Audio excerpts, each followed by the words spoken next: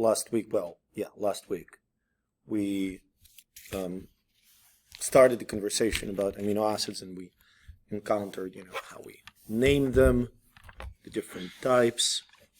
Now we're going to talk more about biological molecules that amino acids form, namely proteins. So we had examples of peptides, okay, when several amino acids are connected together. That sequence of amino acids within the peptide is called its primary structure, just the order.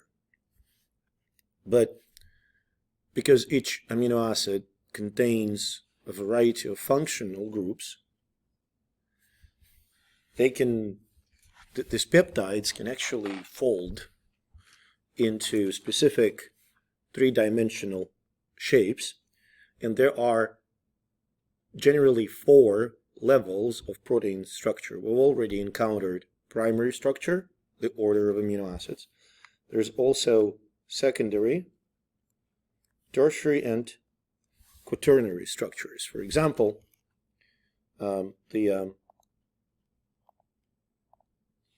secondary structure includes such arrangements as alpha helices and beta pleated sheets.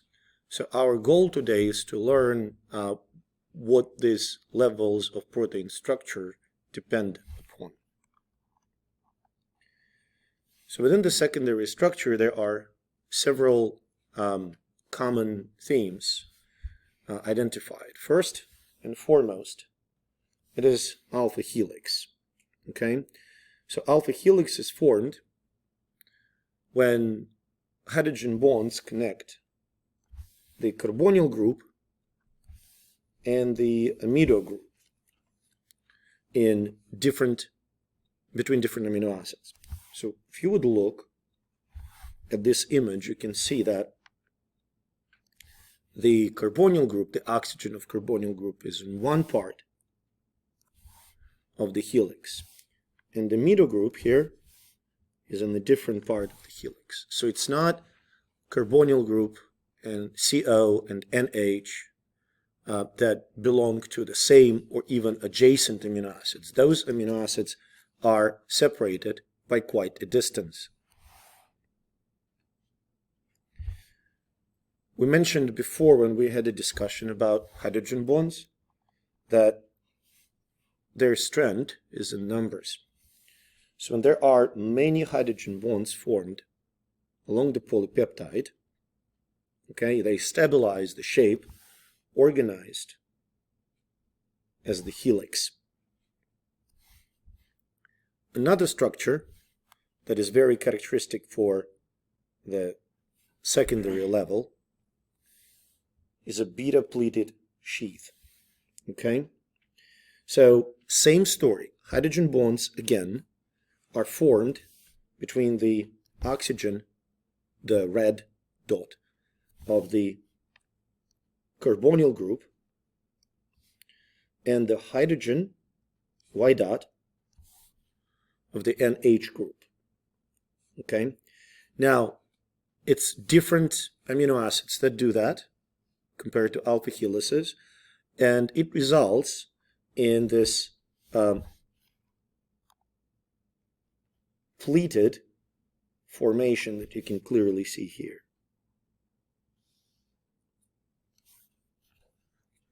Does that make sense to you? So in some cases, proteins can also form, in addition to alpha helices and beta pleated sheets, a triple helix structure. In this case, 3 polypeptides wind around each other, forming this triple helix. This structure is characteristic for proteins that play important structural role, supporting role, such as collagen. Collagen is the main component of human connective tissue, as well as, well, tendons, cartilage, all of it is connective tissue. Collagen is also found in the deeper layer of the skin and the dermis. And you can imagine that weaving these 3 polypeptide chains into one triple helix will provide a significant degree of mechanical resilience. And indeed, collagen is, in terms of tension, it is more resistant to tension than the steel wire of the same diameter.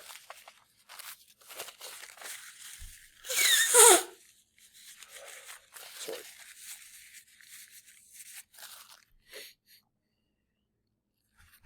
Now, why secondary structure of the proteins is important to know.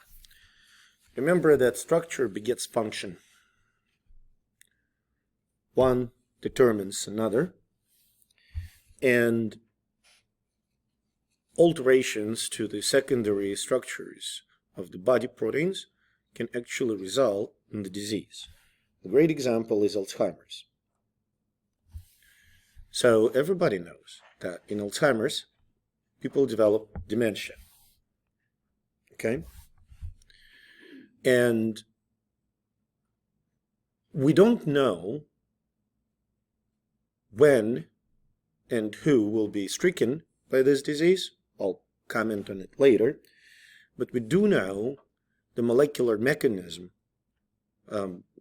underlying the actual brain damage leading to Alzheimer's. So we have proteins called beta-amyloid proteins in the brain that contain 42 amino acids. These beta-amyloid proteins consist mostly of alpha helices. In a person with Alzheimer's, beta-amyloid proteins, for some reason, change the shape from alpha helices, which are soluble structures, into beta pleated sheets, which are insoluble structures, forming so-called beta-amyloid plaques within the brain. Another reason for Alzheimer's is the formation of tau protein neurofibrils. Okay? So these neurofibrillary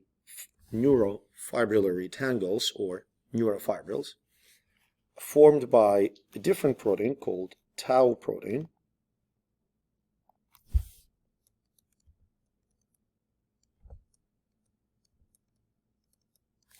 and you can imagine that if suddenly there are abnormal structures formed in your brain, they will disrupt the normal function of your brain, leading to dementia.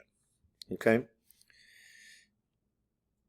So this illustrates what happens to specifically beta-amyloid protein in the brain of a person with Alzheimer's. You can see that it is formed by 2 alpha helices, and suddenly they refold into pleated sheets, okay, which disrupts the function of the brain outside of neurons and neurofibrillary tangles, disrupt the function of neurons themselves.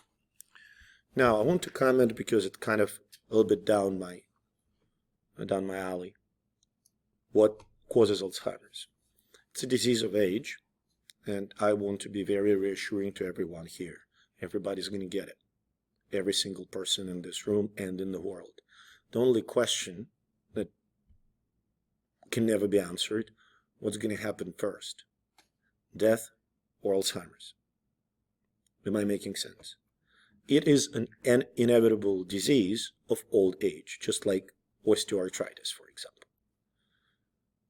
And it has become such a big problem because people live a very long time. That makes sense? Now, on top of the secondary structure, proteins can form also so-called tertiary structure. So it's the 3D shape, which is determined by the interactions between amino acids, specifically their side chains, located in different parts of the polypeptide. These interactions result in bending and acquisition of a particular 3D shape. So this tertiary structure is determined not only by crosslinks, but also by attractions. For instance, you have positively and negatively charged side chains, or repulsions. Let's say you have two negatively charged side chains of these amino acids. So take a look at this example, and remember, this is purely hypothetical. So what you see here, we can't really see the primary structure of a polypeptide. Am I making sense? Because we don't see the order of amino acids. Okay? Good, everybody? We can see the secondary structure elements. Okay? We see alpha helices, we see pleated sheets. Okay? Now what about the determinants of the tertiary structure? Well, let's take a look at the interactions that we can identify. So, for instance, polar side chains can form hydrogen bonds. Non-polar side chains can result in hydrophobic interactions, the dispersion forces. They can form salt bridges between positively and negatively charged side chains. And quite interestingly, an amino acid called cysteine, two cysteines can form what's called disulfide bond. You can see that all of this folds the protein into a particular shape. Am I making sense? I'm not going to move on until I get a confirmation from you folks. So, before we move on, let's review. Okay. What is primary structure? Simply order of amino acids. What is the secondary structure? Specific three-dimensional shapes, alpha helices, beta pleated sheets, which are determined by formation of hydrogen bonds between CO group in one amino acid and NH group in another amino acid. Clear? That's uniform. What determines the tertiary structure? That is the prerogative of side chains. And you can see that side chains that interact can be located in very distant parts of the same polypeptide. Am I making sense? This one is on, alpha helix, and this one is way far away from it. Does that make sense? Excellent. Now, these are the typical interactions that contribute to the formation of tertiary structure. Hydrophobic between nonpolar amino acids. Hydrophilic between polar amino acids, basically formation of hydrogen bonds. Hydrophilic and hydrogen bonds can be largely placed in the same category. Salt bridges. There are charged amino acids and salt bridges formed, between them. Okay? And then there's this unique thing, disulfide bonds, which are formed between the thiol groups of two different cysteines. So now we're going to go through learning check, and then I'm going to talk a little bit about how to establish. It's actually quite fascinating how to establish the protein structure and why this is important and why we should care. Okay? So primary structure. What is the matching letter?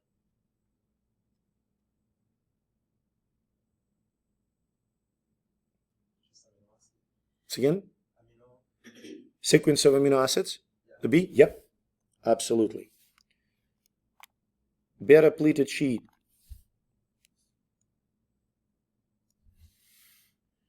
What is that? It's a little harder.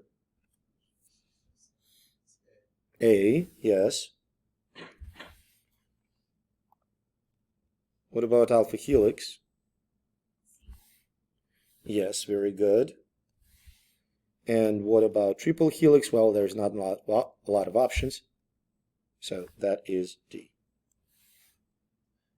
Does that make sense? Well, we got this, so we can just skip. Now, don't worry. I'm going to give you an idea what these amino acids are, okay, before you start. So these are two nonpolar amino acids, two amino acids with SH groups, aspartic acid and lysine, positive, negative, charged, serine and threonine, polar, both of them. So now tell me, please, we're going to start with disulfide bond. Disulfide. Which one is it going to be? B. Yes, two cysteines form disulfide bond. What about hydrogen bonds?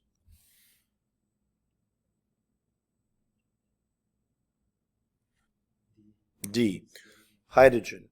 Hydrogen bonds are formed by water molecules first and foremost, right? If something works with water, it is hydrophilic. Hydrophilic and hydrogen bonds and polar, they like always go together. What about ionic bonds? C. And hydrophobic interactions. A. I'm going to skip this. We're going to talk about quaternary structure, right? We're going to finish all the protein structure conversations, and then I'm going to give you some ideas. So quaternary structure is when you have more than one polypeptide. Each polypeptide folds into a certain 3D shape, and then there's several, we call them subunits, okay? They get together. So example is human protein called hemoglobin. There are 4 distinct subunits. Okay, you can see them here. I'm not going to lie to you. I don't know which one is colored, which one is alpha, which one, oh, okay, they say it, okay. So red ones, I presume this is red. So these are alpha subunits. Blue ones are beta subunits. Okay, sounds good? So each subunit by itself is a separate polypeptide. It folds, but it's not functional unless 2 alphas and 2 betas get together and form functional hemoglobin molecule. Am I making sense? In terms of like chemical determinants, it's the same story as it is for tertiary structure. Same types of interactions: polar, hydrophobic, hydrophilic / hydrogen bonds, disulfide bridges, salt bridges. All of these stabilizes the quaternary structure of the protein. Okay, that basically gives you the overview. As we mentioned, primary structure is the sequence of amino acids. Secondary structure incorporates alpha pleated sheets, alpha helices, beta pleated sheets, and triple helices. tertiary structure is the three-dimensional shape of the polypeptide, and the quaternary structure consists of multiple polypeptides. And of course, it's a classic example, sickle cell anemia. Okay, so it is a very, to be fair, from biochemical point of view, it is a phenomenal illustration to the importance of the structure and the function. So the normal beta chain here contains glutamine. Okay, no, GLU, oh yeah, glutamic acid. It's a glutamic acid or glutamate. It's a polar charged, negatively charged amino acid. But in case of sickle cell anemia, mutation in the gene for the beta chain changes an amino acid from polar charged glutamate to nonpolar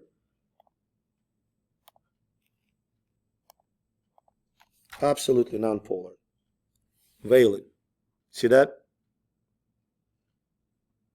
Okay.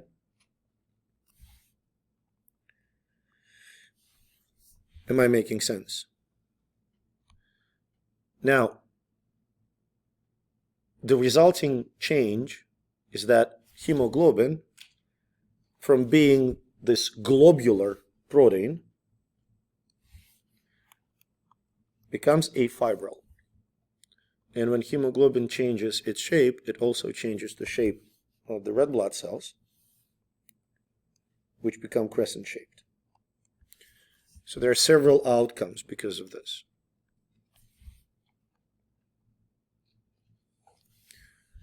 They can damage capillaries, not just clog, but actually damage the walls of the capillaries. They will lead to hypoxia in the tissues, reduced oxygen availability. And they ultimately will lead to the damage to the kidneys, generalized inflammation, so on and so forth. Making sense? You can see the changes here. So this is like abnormal hemoglobin, which starts forming the strands and then fibers, and that what messes up red blood cells. Now I have a few questions for you, just sort of critical thinking questions. First question that I have. Generally, broadly speaking, we can divide all amino acids into being polar and nonpolar, hydrophilic and hydrophobic. In hydrophilic, I also include like charged amino acids, okay? Making sense? So amino acids which side chains are polar or charged are hydrophilic. Amino acids which side chains aren't polar are hydrophobic. All good? Good? Proteins are in the cells. What is the main chemical component of a cell?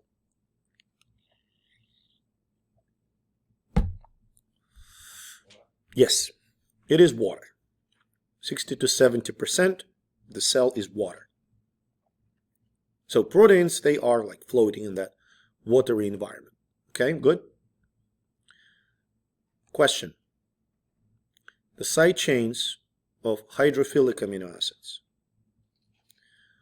Which part of the protein you will find them on? Outside or inside?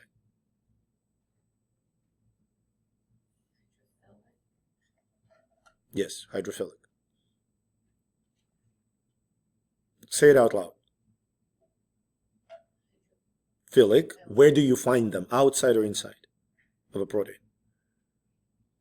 Outside, of course, because this is where water is, right? And hydrophobic side chains will be hidden inside. Now imagine you had glutamate, hydrophilic amino acid, which sticks out. You replace it with a nonpolar amino acid, valine, which immediately starts moving inside of the protein globule. Does that make sense to you? So it's like, I don't know, due to some horrible disease, my nose now faces inwards. So it completely changes the structure and therefore the function. Am I making sense right now? So this is one reason to understand the levels of protein structure and make this connection between the structure and the function. Another one, I don't remember if I mentioned it before. PERM. Did we talk about this? Denaturation of proteins? No? Yes, no. Okay. I'll go over it again. One of the main proteins in our hair. Look who's talking, I know, but those of you who have it, keratin. Okay? Every person has a specific shape of keratin, which essentially determines whether you have straight or curly hair or wavy hair. Let's say somebody with a straight hair wants to make them curly. What you're going to do? You're going to apply some heat and some chemicals, right? What are you doing with this? You change the structure of the protein. You denature them by breaking down all these stabilizing interactions within the tertiary and even secondary structure. Making sense? Now, you break them down, you establish some other ones, usually with the heat, but then eventually what happens to these artificial curls if you don't do anything? They go away. Why? Because the protein renatures. It reestablishes all these chemical connections between amino acids. Is that clear? Now, we kind of figured out that you can, if you look at like, okay, here we have, I don't know, aspartate, which is negatively charged. Here we have lysine, which is positively charged. They should form salt bridge. My point is, let's say you know the structure, the primary structure of a protein, you know the exact sequence of amino acids. Can't you predict its entire tertiary structure? I'm not talking quaternary, but based on which amino acids and in which position, can you calculate, call it whatever, like can you really calculate which amino acid will interact with which one in a certain environment, in a certain context? What do you think? Hypothetically. Yes. Hypothetically, you can. The only problem is that there are pretty complicated ways to calculate it using computers. Quite recently, the only reliable prediction was it wasn't even a prediction. It was like this part of the protein is likely to form an alpha helix. And this part of the protein is likely to form pleated sheet. Do you follow my train of thought? But getting to the tertiary structure was impossible. There was not enough, and I'm not kidding, there was not enough computing power in the world to do that by the old-fashioned methods, solving equations. You follow me? So people had to rely on experimental determination of protein structure. Why do you need that? Imagine there is a protein that, synthesizes something in your body, like synthesizes a chemical that causes fever. Okay? You can block that protein. If you know the structure, you can design something that blocks its function. You can reduce the fever. Right? Making sense?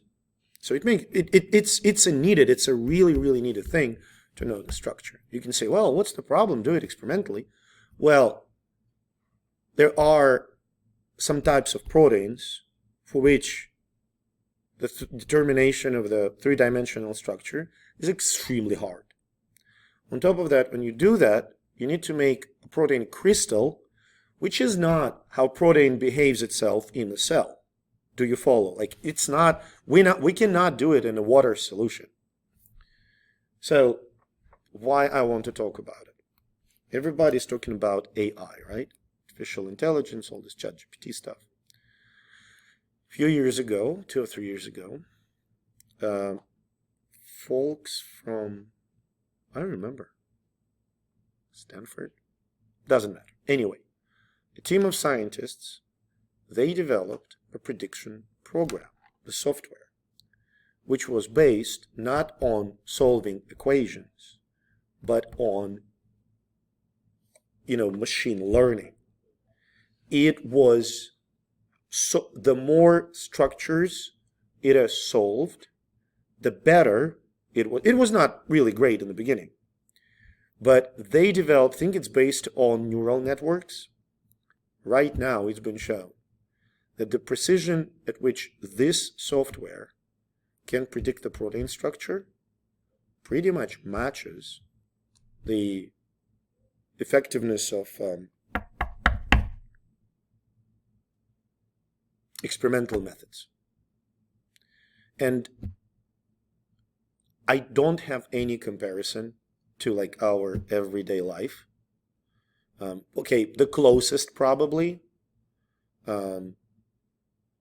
if you would have an app that, based on the position of the cars at any given moment, will predict traffic jams for like 24 hours ahead, which is insane, right? So that is now widely, this software is now widely used in the pharmaceutical industry to design inhibitors of various proteins, which is pretty cool.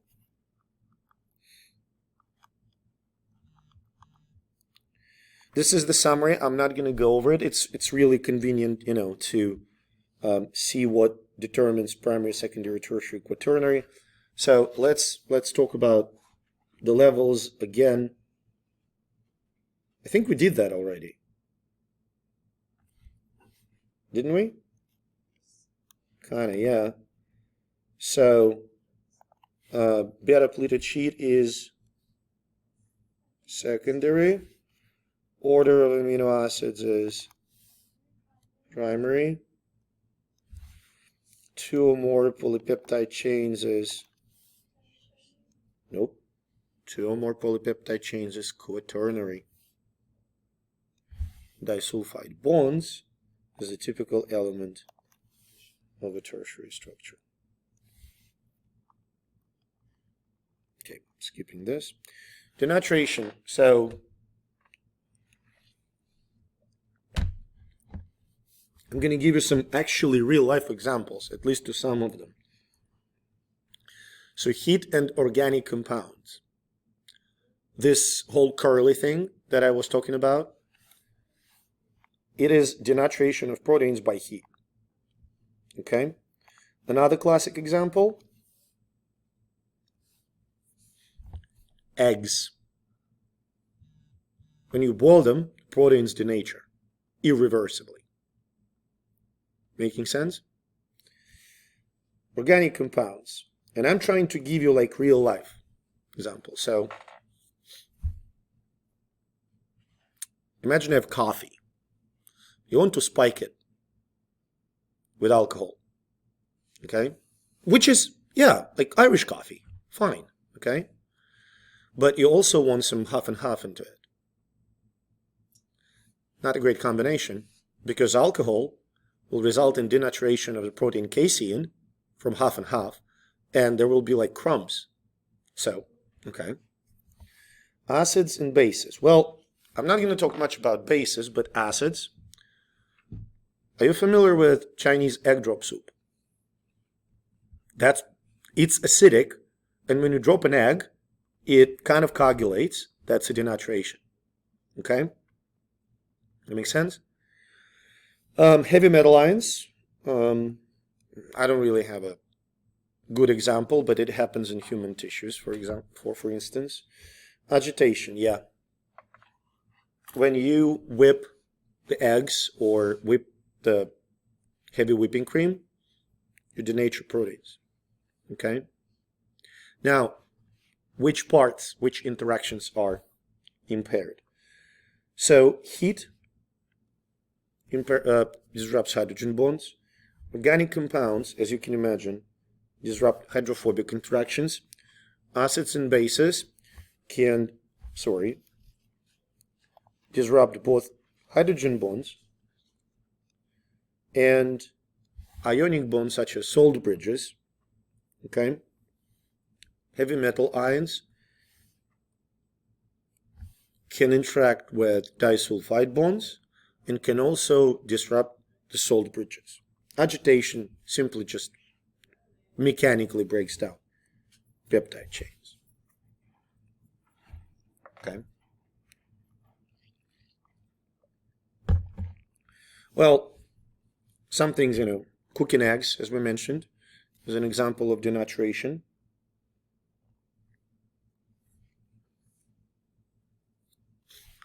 These are like cooking food, yes.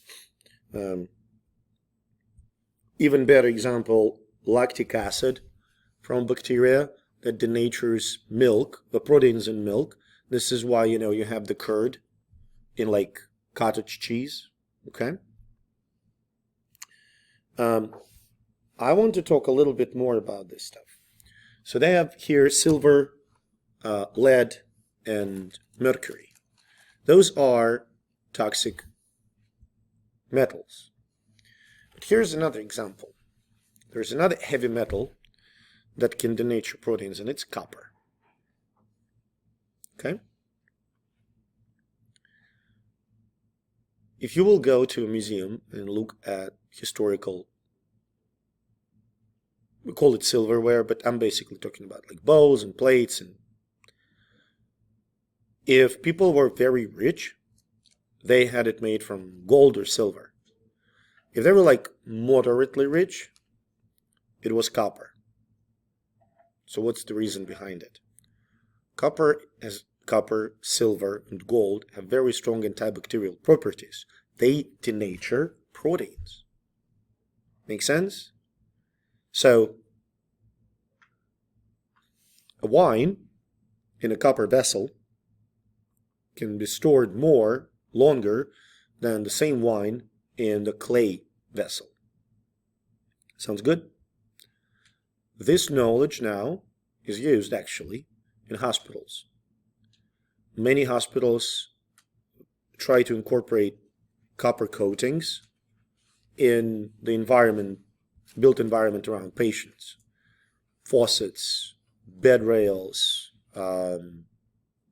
doorknobs will contain a bit of a copper, which will serve as pretty antibacterial. Which brings me to one interesting question. We tested it several times. What do you think contains more bacteria? What is dirtier, bacteria-wise? Paper money or coins? Paper. It's paper because all coins that are minted in the United States contain a fair amount of copper. Even the nickel, it still contains a lot of copper. And that acts in a very antibacterial fashion. Okay, makes sense to you? So, this, you can answer it now. We hard boil an egg by placing it in hot water, or we put tannic acid on the burn to form a scab to prevent water loss. What happens in both cases to proteins that found in egg or in tissue? They are denatured. Okay? Which brings us pretty much to the sort of a last chapter of this particular unit. We're going to finish this unit and take a little break. We're going to talk about enzymes. And I want to highlight that enzymes are biological catalysts. So we're going to discuss how they work. But without enzymes, there would be no biochemical reactions within the cell. So this should bring memories from our discussions about the rate of the reaction. Remember, we were talking about like throwing a boulder from this room down on the ground. Okay? So each reaction has an activation energy. Okay? This is an activation energy of the reaction that forms carbonic acid. There is a carbonic acid step, but bicarbonate ion and hydrogen. So inactivation energy without enzyme is pretty high. Do you follow my train of thought?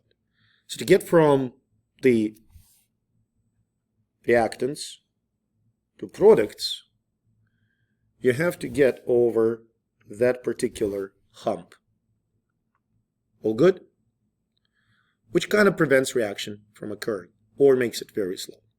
In order to speed it up, enzyme reduces the activation energy. Good? Which makes the reaction go faster. Okay? Enzymes indeed catalyze almost all, well, probably all chemical reactions in the body. Now, as we just discussed, what do? They lower the activation energy, which increases the rate. I have a question for you. What are the reactants in the reaction within the example? Excellent. What are the products? Hydrogen ion and bicarbonate. Are reactants and products, is there any difference in a starting and finishing point of the reaction between the one with and without enzyme? Is there any difference? No. So this is one of the biggest points. Enzymes don't change the products. They don't change the ratio. All they do is making reaction going faster. I usually compare it to, like, I think I asked you about this. Can I walk from here to main campus?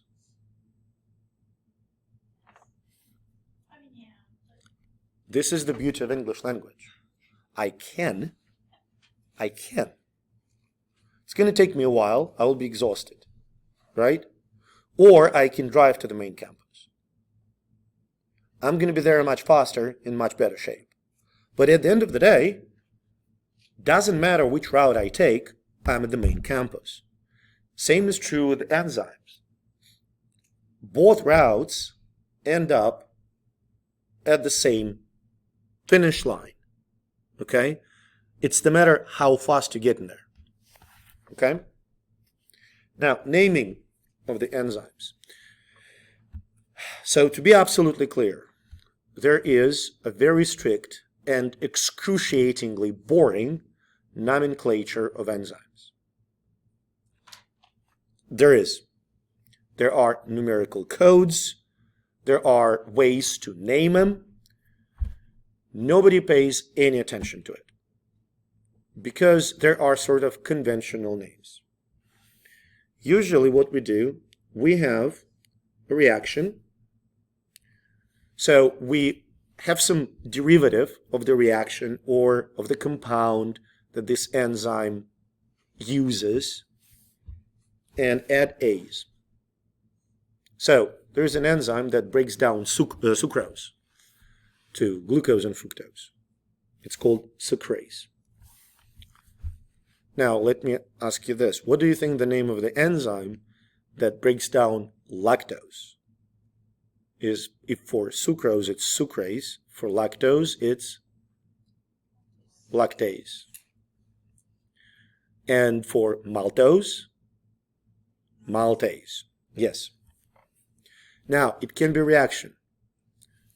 Reaction of oxidation, oxidase. There are enzymes that facilitate reduction. What do you think their name is going to be?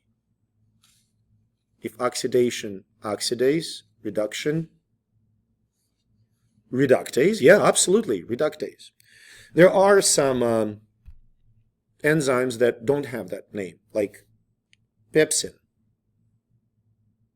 trypsin, chymotrypsin. Okay, there are some. Name-wise, my favorite name for the enzyme, I'm not making this up, it is a real enzyme.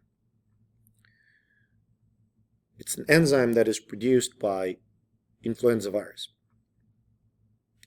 When flu infects human cells, it needs to steal certain chemical structure. I'm not going to go into the details, okay?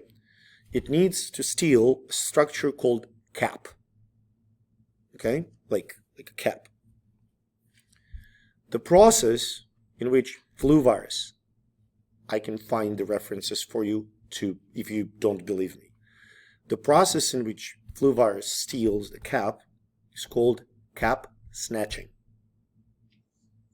It's been in use for, like, we knew that that's what flu virus does, cap snatching. The scientists didn't identify the mechanism. They did a couple of years ago and discovered an enzyme that steals the cap.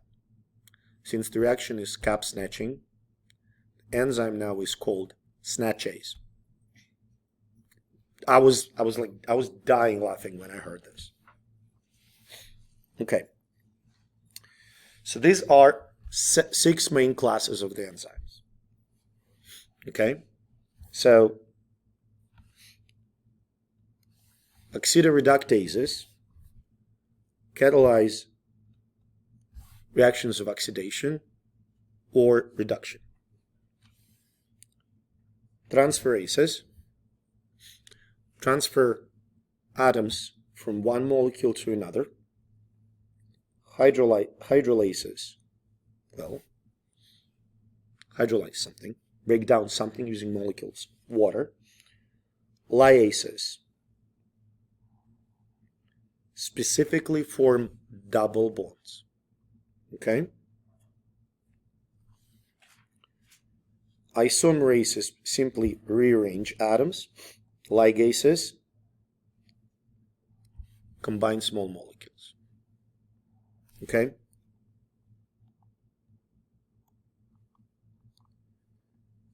So, a couple of examples, just giving you an idea.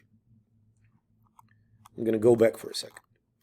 So pepsin and trypsin break down proteins, okay, using water. What category do you think they belong to? Hydrolases. Yes.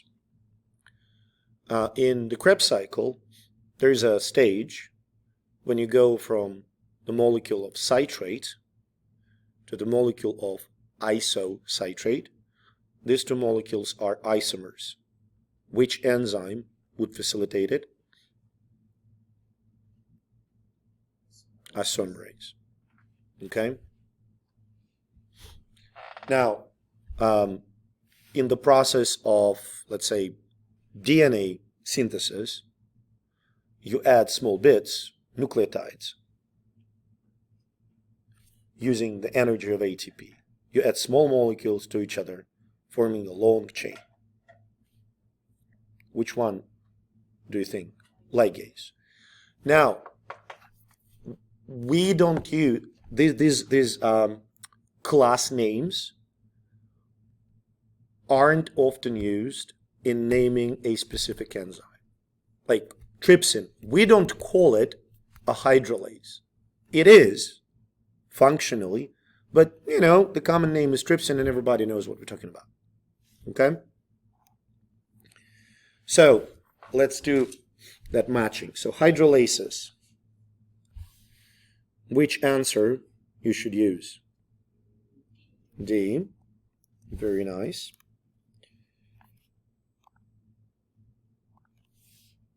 Isomerase.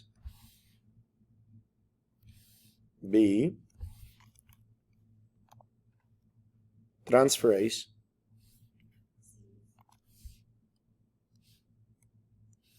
And finally, obviously, ligase is going to be A. We good? We did perfect. Now let's take a deeper look at how enzymes actually work. So, in any enzymatic reaction, the reactant is called a substrate. It can be one substrate, sometimes multiple substrates. But the point is that the substrate binds to a pocket on the enzyme called an active site. So that space that I just colored yellow is an active site. Okay? Make sense? Now, if you look at this illustration here, you can see that there's the amino acids within the active site of an enzyme can and will interact with the substrate. They can form hydrogen bonds, salt bridges, provide hydrophobic interactions. Is that clear? And these interactions of substrate with side chains of amino acids, they effectively twist, thwart, call it whatever, deform a substrate, making it easier for the substrate to be converted to products. Okay? So here you can see that when substrate attaches to the active site, it interacts with the enzyme, forming enzyme substrate complex. Am I making sense? And then, look at this. This enzyme substrate complex generates products, and the products are released, leaving the enzyme free again. So in my example of driving to the main campus, I get in my car, drive to the main campus, get out of the car. The car is fine, like the car is ready to drive. You see what I'm trying to say? Like I didn't change the car. I didn't destroy the car while I was driving. Okay? So, for instance, the enzyme called lactase. Lactase binds its substrate, lactose, and lactose goes into the active site. Okay? The bond between the glucose and galactose is now perfectly aligned for the reaction of hydrolysis. And when hydrolysis of lactose within the complex is completed, here's the deal. Enzymes are very specific. Do you follow my train of thought? So the enzyme lactase will only bind the sugar lactose. When the sugar is in the active site, it's broken down into glucose and galactose. Are you ready for the series of incredibly dumb questions from me? What sugar does enzyme lactase bind? I'm telling you, it's really dumb questions. Lactose. Lactose is broken down to galactose and glucose. Now it's going to be an apex of stupidity in terms of questions. Is glucose lactose? No. Is galactose lactose? No. So, should they bind the enzyme? No. Does that make sense to you? So now you have products that can't bind to the active site, and they simply released. Okay? They no longer attracted to the active site. And you have lactase that can react with another lactose molecule. Does that make sense to everybody here? So the original understanding or hypothesis about how the enzymes actually work was the lock and key model. Okay? The active site is pretty rigid, and the substrate fits perfectly into the active site, and this is why enzyme is so specific. Am I making sense? No? Yes, no? Actually, like lock and key. So you have a key, which is substrate. You have a lock that is active site of an enzyme. Only if the key matches the lock, the reaction will occur. Good? Awesome. Turns out, it's not how it works. Because when people started looking at the structure of the active site versus the structure of the substrate, they didn't really match. So, enzymes are actually quite flexible. So when the substrate approaches the active site slightly changes its shape. It sort of adapts, it sort of bends to the shape of the substrate. Am I making sense to you? So it explains a few things. First of all, it generally explains the catalysis. Okay? Because inevitably interactions with the substrate, they should change the shape of the active site. And second, it explains why the same enzyme can act on several similar substrates, which enables us to produce the inhibitors. Okay? So check this out. So this is lactose, and remember it's all schematic, okay? If you look at the shape of each carbohydrate within the lactose, they don't really fit into the active site. But when they approach and bind, active site changes its shape to accommodate this. Make sense? Which means, again, we can develop molecules that will bind to the active site, but will not be broken down to products, and will just block this enzyme from acting any further. Am I making sense?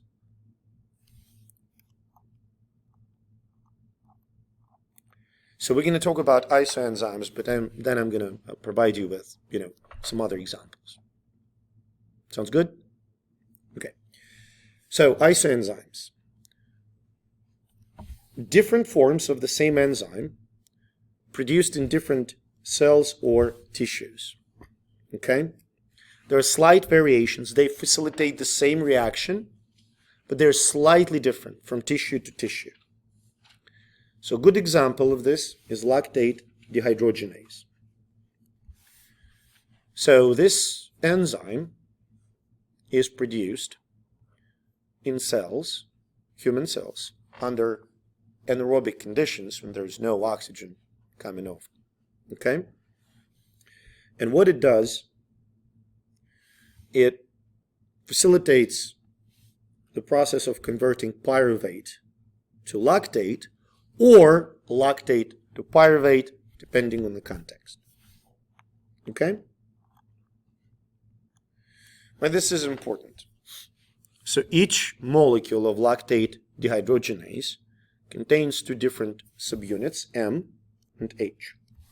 Okay? And the ratio of these subunits is different in lactate dehydrogenase from different parts of the human body. For instance, you can see here that liver and muscle contain the enzyme called LDH5, which has 4 M subunits. Okay? The heart as LDH4, which contains also 4 subunits, but they're not M, they are H. So, when you do a complete blood biochemistry, okay, you can detect certain abnormalities by looking at the levels of certain enzymes. For example, you have a patient who you suspect has myocardial infarction. You check an LDH4, it should be 4 here, okay. This lactate dehydrogenase that consists of 4 H subunits. And if it's elevated, it means that the cells of your heart are damaged and they leak that enzyme into the blood. Okay? There are, let me finish with this and I'll answer your question. No offense, okay? Liver damage, you're also going to check for LDH, but you're going to check for different form of it. Okay? Does that make sense? So you can see if one isoenzyme is elevated, it's a heart problem. Another enzyme is elevated, it's a liver problem. As you mentioned, absolutely, yes. When somebody experiences myocardial infarction, cardiac cells, cardiomyocytes, they die, and they release whatever's inside. Another marker is troponin, absolutely. Troponin and LDH4 are typical markers for muscle damage, whether it's a cardiac muscle or skeletal muscle. Now, I gave a lot of flack to authors of this book being chemists and not biologists. Here's another. Just FYI, it's not exam relevant, but do you see the statement? When a myocardial infarction or heart attack, it's the same thing. Heart attack should be taken into, commas. It is the same thing. Okay? It just shows you which tissues produce which form of LDH, and you can see that you can kind of narrow down your search. If you have, LDH2 elevated, heart and kidneys, for instance. Okay? Sounds good? So, let's answer some questions here. Active site. Which answer is the correct one?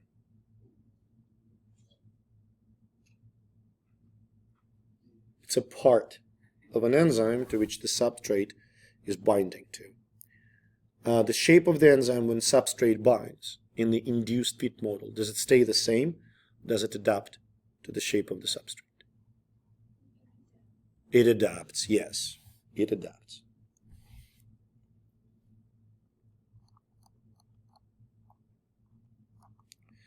Okay, now let's consider what affects enzymatic activity, which factors affect it. Basically this, but we're going to talk about it more. So first of all, temperature. Each enzyme has an optimum temperature. Every enzyme has an optimum temperature. And I want to focus your attention on this one. So this is like this part. This graph shows you the activity of the enzyme, essentially the reaction rate, versus the temperature. Understood? So this is the best. Some human enzyme works best at 37, right? Here's my question. If you step away and will run the reaction at 30, will it go? Will the reaction proceed if you will run it not at 37, which is optimal, but at 30, which is lower than optimal? Yes. Will it go as fast as at 37? No. That's a big point for me, and I really want to emphasize it. If you move away, it works only at 37 and nothing else. You see what I'm saying? Okay? Now, why does catalysis not happen at the lower temperatures? Molecules don't move fast enough. They don't have enough energy. Okay, does that make sense? And at the high temperature, enzymes, 99% of them, proteins. Proteins denature at the higher temperatures. Does that make sense to you all, folks? Same is true for pH. You have optimal pH, which is usually around 7 for human enzymes. And then, when you start steering away from it, it's not optimal. Okay? Now, you can kind of predict certain things. So pepsin. Optimal pH is around 2, which is normal. It's acidic, right? Pepsin is in the stomach, which is acidic.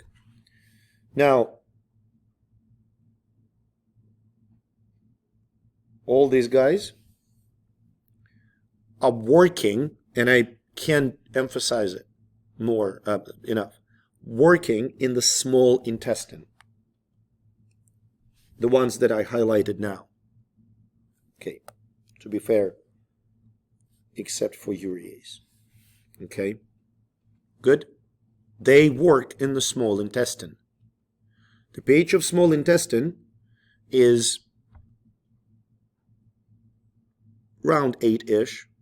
So even though the optimal pH for lactase and sucrase is 6 and 6.2, it's still good enough. The activity is good enough to work in the small intestine.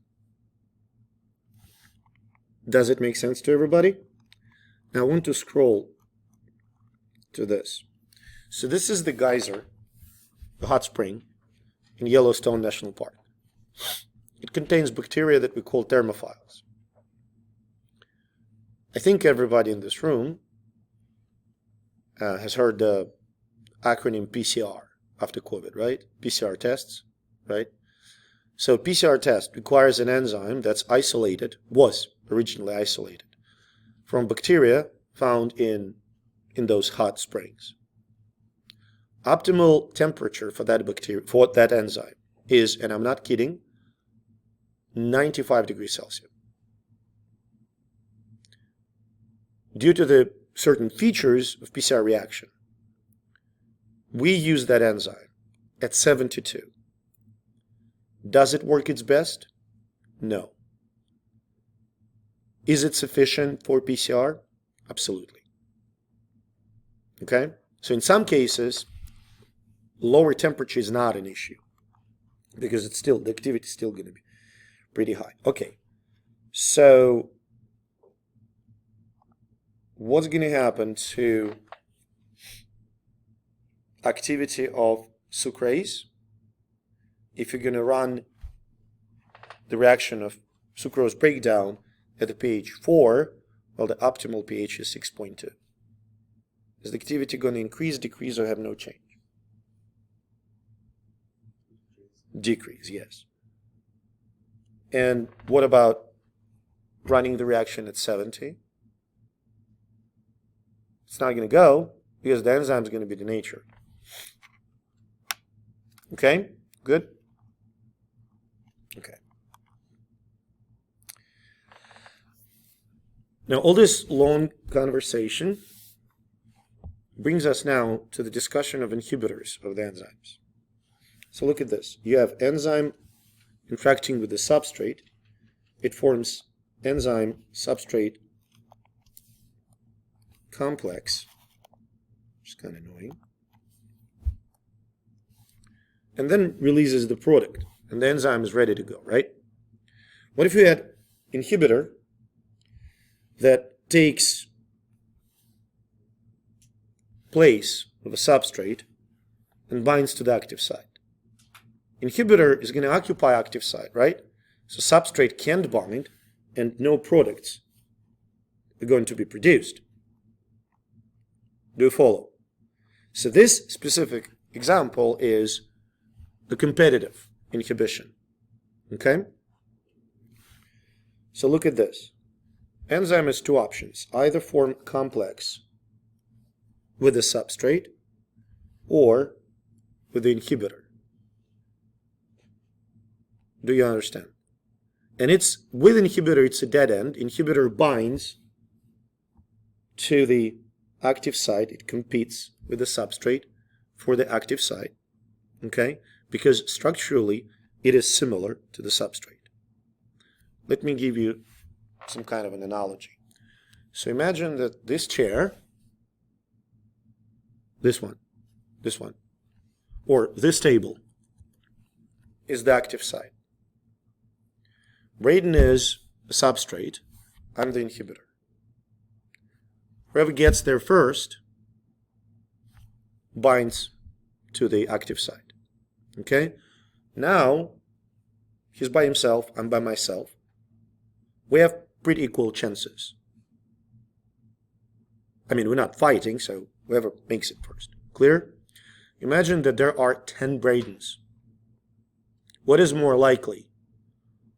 Me in active site or him? Braden, right? Because there's just like more options. And vice versa. If there are 10 me, you have very limited chances of getting into active site. So what I just described is the mechanism by which the drug called Bactrim, no? Anyone? Maybe? Bactrim contains actually two drugs that are both competitive inhibitors of two different enzymes. Okay? Make sense? So this is the illustration of competitive inhibition in the form of a picture. You can see that inhibitor binds to the active site and blocks substrate from binding. Now there's also non-competitive inhibitor. Okay? So in this case, an inhibitor doesn't look like a substrate. And it binds to a site that is other than the active site. The term, which isn't on the exam, but I'm going to give it to you anyway, allosteric site. Allo means different, steric means space. So when this non-competitive inhibitor binds to allosteric site, it changes the shape of an enzyme. So the shape of the active site doesn't fit anymore. Okay, clear? So remember our previous conversation about competitive inhibition? Braden being a substrate, I'm being an inhibitor. If you add more Bradens, you basically going to kind of block me out. Now, I'm going to use, every analogy is wrong, some of them are useful, but imagine I'm going to illustrate, I'm going to be a non-competitive inhibitor. I'm sitting in my chair. I don't touch this table. But when I sit in my chair, for some magic, this table flips 90 degrees. It stands vertically. So now, am I there? No. Can Braden sit on the table? Also no. And doesn't matter how many molecules of the substrate you have, they can't bind. Making sense? So this is an example of non-competitive inhibition that you see here. The inhibitor binds to the enzyme, changes the shape of the active site, and substrate can't bind to it.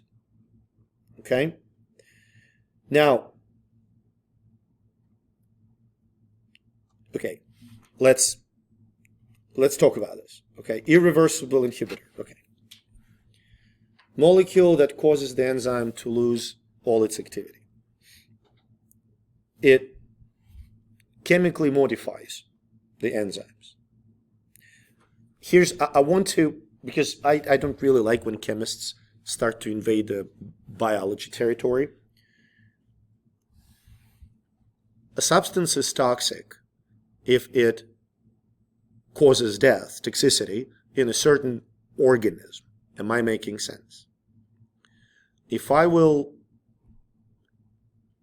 potassium cyanide is toxic for me. Chocolate is not.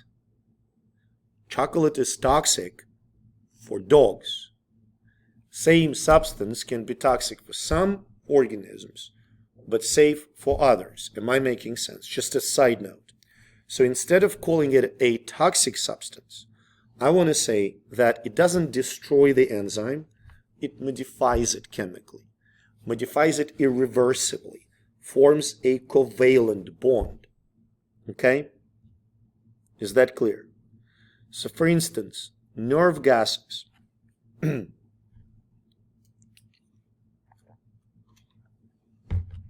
modify the enzyme called cholinesterase that works between the neurons in the synapses, okay? And I don't want to go into the mechanism, but that's irreversible. It will be replaced eventually, but an immediate effect is that people die. An antibiotic, such as penicillin and its derivatives, because of that little ring here, it's called beta-lactam ring, can irreversibly modify a specific enzyme in a bacteria and kill them. Okay? Does that make sense? So, couple of things. If you add a competitive or a non-competitive inhibitor, you can add it, and if you can withdraw it, if you take it away, okay,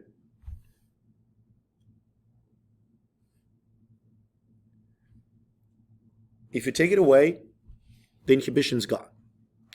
In case of competitive inhibition, you can add more substrate and overcome the effects. In case of irreversible, inhibition is permanent. And please know the mechanisms. So, competitive inhibitor competes for the binding site, for the active site. Non-competitive inhibitor binds away from the active site, but changes its shape.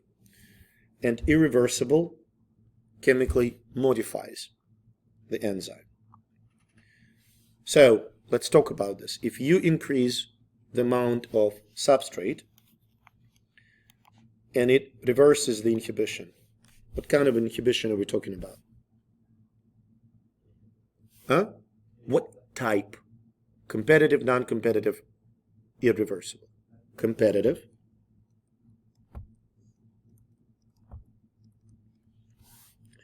B, binds to enzyme but not to the active site. Non-competitive. Structure similar to substrate.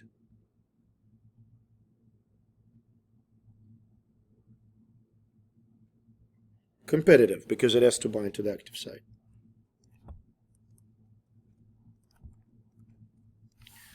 Inhibition is not reversed by adding more substrate.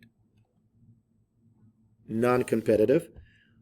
You can say that it's irreversible, fits into this too, but the question specifically asks for one of these two choices.